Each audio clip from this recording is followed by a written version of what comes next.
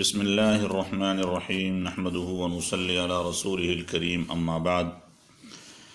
شرح قصیدہ بردہ شریف کا حلقہ نمبر 25 پیش خدمت ہے۔ شعر نمبر 21۔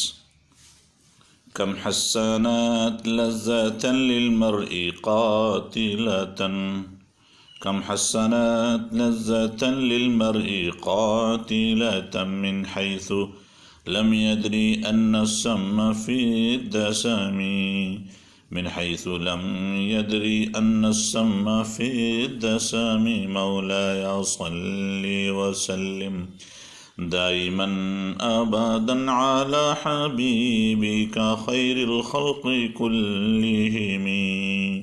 ترجمہ: نفس نے کتنی بار انسان کی جان لیوا لذتوں کو عمدہ بنا کر پیش کیا، حالانکہ وہ نہیں سمجھتا کہ مرغن غذائیں زہریلی بھی ہوتی ہیں۔ لغات: کم یہاں خبریہ ہے جو کثیر تعداد کی خبر دینے کے لیے استعمال ہوتا ہے۔ اس کے علاوہ کبھی یہ استفہام کے لیے بھی آتا ہے جو تعداد معلوم کرنے کے مقصد سے لایا جاتا ہے۔ حسنت باب تفعیل سے ہے، مزین کرنا، عمدہ کرنا۔ ثلاثی سے کرمہ کے باب سے آتا ہے بمعنی خوبصورت اور حسین ہونا۔ لذتن بمعنی ذائقہ ہے، اس کا فعل سمیہ سے آتا ہے کسی چیز کا لذیذ اور ذائقہ دار ہونا۔ اس کو تفعیل میں لے جائیں تو معنی ہوگا لذیذ بنانا۔ المرء مطلقاً انسان کے لیے بولا جاتا ہے، یعنی مرد و زن دونوں پر اس کا اطلاق ہوتا ہے۔ حیث کا لفظ یہ ظرف مکان کے لیے استعمال ہوا ہے۔ لم یدری یہاں لم نفی کے لیے ہے اور یدری فعل مضارع ہے۔ باب ضربہ سے معنی آتا ہے جاننا۔ درا یدری درایتاً بولا جاتا ہے۔ السم زہر کو کہتے ہیں، اس کی جمع سموم۔ الدسم چکنائی، چربی کو کہتے ہیں۔ سمیہ سے فعل آتا ہے دسیمہ دسمن، تیل والا ہونا، چربی والا ہونا۔ دسمت طعام، کھانے کو مرغن بنانا۔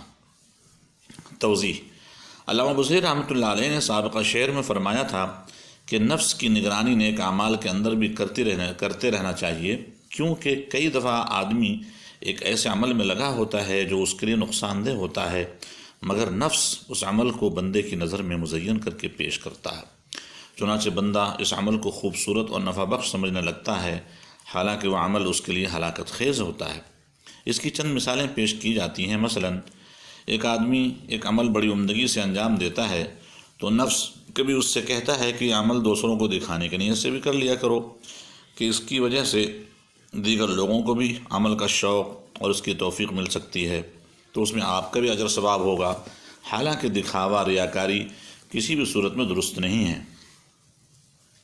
اسی طرح دوسری مثال ہے کہ پردہ کے بغیر خواتین کو دین تعلیم دینا، کہ نفس کہتا ہے کہ آپ کا کام تو دین پہنچانا ہے اور دین سکھانا ہے، لہذا اگر یہ عورتیں بے پردہ ہیں تو کیا حرج ہے، دین تو سیکھ رہی ہیں، حالانکہ ایسی کیفیت میں کئی سارے گناہ کبیرہ کا مرتکب ہو رہا ہوتا ہے اور نفس اسے دھوکے میں مبتلا کر دیتا ہے کہ تو دین کا کام کر رہا ہے۔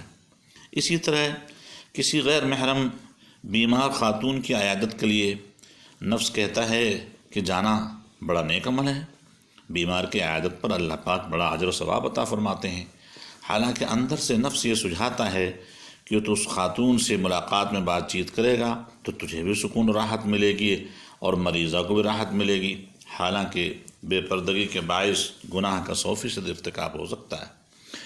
اسی طرح مختلف اعمال والے لوگ ہوتے ہیں جن کو نفس اپنی پٹی پڑھاتا ہے اور وہ بظاہر تو بہتری محسوس کرتے ہیں، مگر اندر اندر وہ اعمال معصیت کی طرف لے جا رہے ہوتے ہیں۔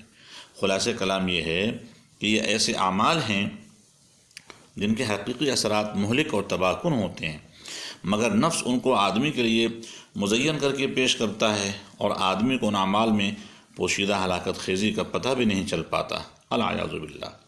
کچھ اسی قسم کی مثال علامہ بصیر رحمۃ اللہ علیہ نے اس شعر میں بیان کی ہے کہ بظاہر تو مرغن غذا ہے مگر اس کے اندر زہر شامل ہے۔ مرغن غذا کا تذکرہ اس لیے کیا ہے کہ روغن اوپر ہی رہتا ہے اور زہر کو اندر چھپا لیتا ہے، اور یہ بات بھی ہے کہ زہر مرغن غذا میں پورے طور پر چھپ جاتا ہے، جس کو معلوم کرنا عام آدمی کا کام نہیں ہے، اس کو تو کوئی سمجھدار، زیرک اور ماہر آدمی ہی پہچان سکتا ہے۔ ٹھیک اسی طرح کچھ اعمال صالحہ بھی ہیں جو بری نیت سے ثواب و اجر کے بجائے گناہ کا ذریعہ اور بڑی خرابی و تباہی کا سبب بن جاتے ہیں۔ لہذا آدمی کو بہت ہوشیاری سے ان اعمال سے خود کو بچانا پڑتا ہے۔ اللہ تعالی ہم سب کو نفس کے حربوں سے اور اس کی دھوکے بازیوں سے محفوظ فرمائے، آمین۔ اور ہم سب کی طرف سے علامہ بوصیری رحمۃ اللہ علیہ کو بھرپور جزائے خیر عطا فرمائے، آمین۔ وما علینا الا البلاغ، والسلام علیکم ورحمۃ اللہ وبرکاتہ۔